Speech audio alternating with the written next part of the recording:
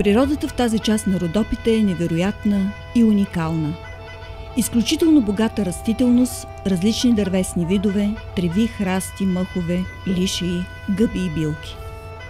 Изумява уникалността на природните феномени – пещери, ждрела, водопади и водни прагове, красиви речни корита и язовири.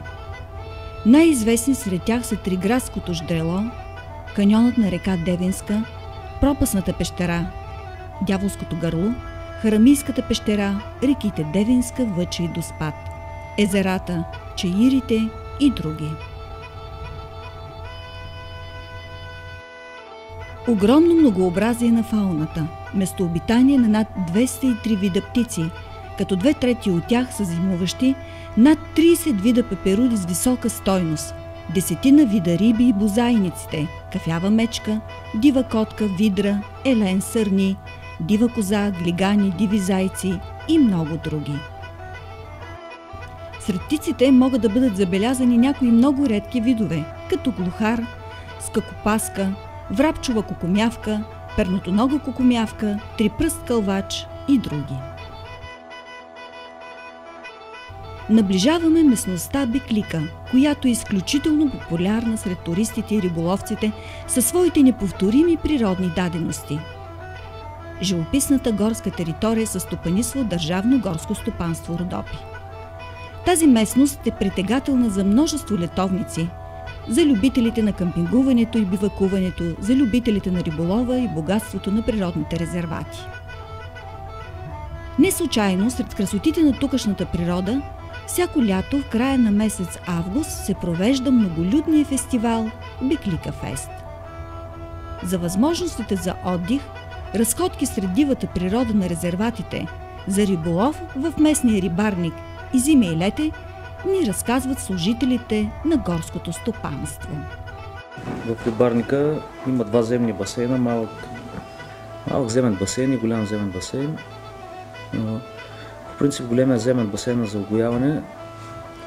Прехвърлят се оттам в малкия земен басейн, сортират се, когато станат около 200-250 грама, се прехвърлят в малкия земен басейн и там се предлагат за спортен риболов. А има ли възможности за нощувка наоколо? Какви условия предлагат? Нощувка има възможност на ловен дом Синия залив, тук на 5 км. А иначе зимата може да са риболов на дупка, на язовир Беглика, на голям Беглик, на широка поляна, на Тошков чарк. С фредел се пробиват? С фредел, да. Основно костур. На Беглика има и бяла риба. Иначе лятото червеноперка. Красотата на Родопа планина те омайва, привличате и някак неусетно тръгваш по горските дъбрави, ей така с малко багаж и много желание. А там някъде, край лъкатушещите се горски пътеки, се синее окото на язовира. Едва ли има по-пълноценна почивка от тази – да вдишваш чист планински въздух, да бродиш из прохладни гори, да отпочиваш сред тучни поля, да отпиваш с шепа от бистрия планински поток, да съзерцаваш часове язовирните води, да заспиваш унесен от песента на щурци, а на зазояване да си свеж и готов за нови преживявания. Тук, в западния дял на Родопа планина, можеш да изпиташ всичко това, а след време няма как да не се завърнеш отново по тези места. Подробна информация за омайните кътчета и изящните творения на природата можете да получите в новопостроения туристически информационен център в град Доспат. Тук ще получите подробна информация за всички природни забележителности – пещери, скални образования, водопадите, водните басейни, а също така за защитените природни територии. 4 резервата, сред тях Беклика и Дупката, и 3 защитени територии по Натура 2000 – Западни Родопи, Персенг и защитена територия Триград, Мурсалица.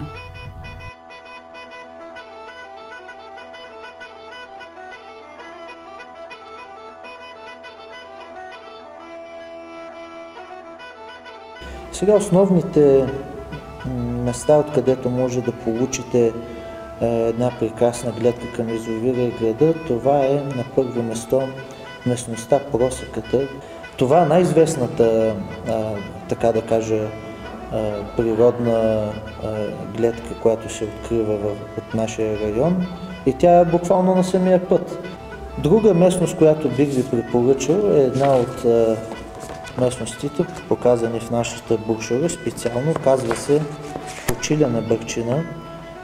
Тя представлява възвишение недалеч от град Доспат на 4 км и се изкачвате на върха, откъдето се вижда прекрасно не само града, не само язовира, но и Пирин, и Рила, даже и гръцката част на Родопите и на някои високи върхове. Нека да споменем и природния феномен Скалето до село Црънча, на половин километър извън самото село Црънча. На територията на община Девин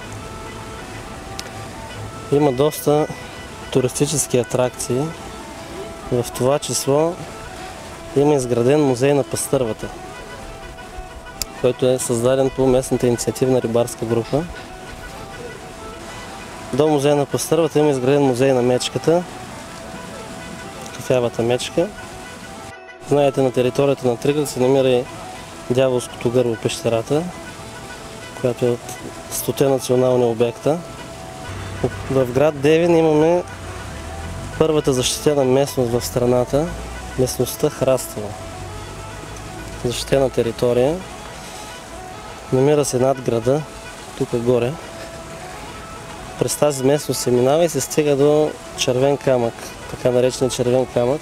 От тук се вижда много добре. Там е изградена беседка и то всъщност се оформя пътека, екопътека Храстево, също по проект на община Девин към местната инициативна рибарска група. С обособени кътчета за почивка, отдих, за наблюдение на града от по-високото така